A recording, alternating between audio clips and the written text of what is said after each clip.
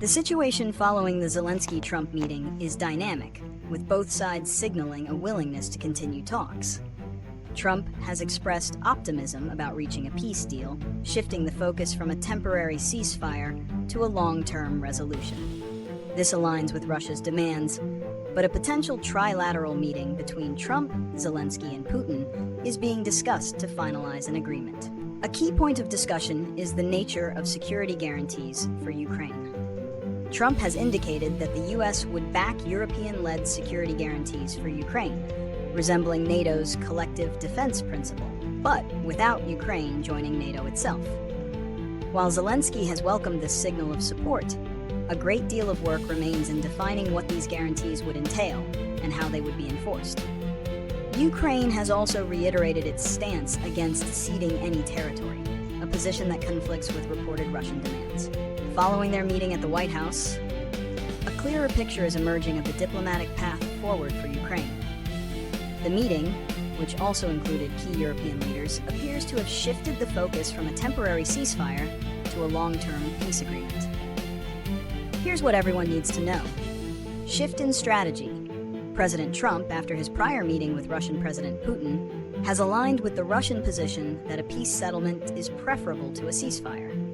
This means that instead of a halt in fighting while negotiations occur, the fighting could continue as a comprehensive peace deal is hammered out. Security guarantees. A central topic of discussion was security for Ukraine. Trump has ruled out Ukraine's entry into NATO, but has expressed support for European-led security guarantees with U.S. coordination. This would be a NATO-like pledge of collective defense, with the details still to be worked out. Ukraine's President Zelenskyy has welcomed this as a strong signal of support.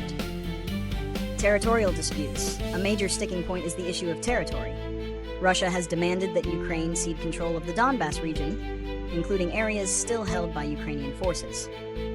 Trump has also stated that Ukraine no getting back Crimea, which Russia annexed in 2014. Zelenskyy, however, has consistently rejected any territorial concessions, a stance backed by European leaders who argue against rewarding Russian aggression.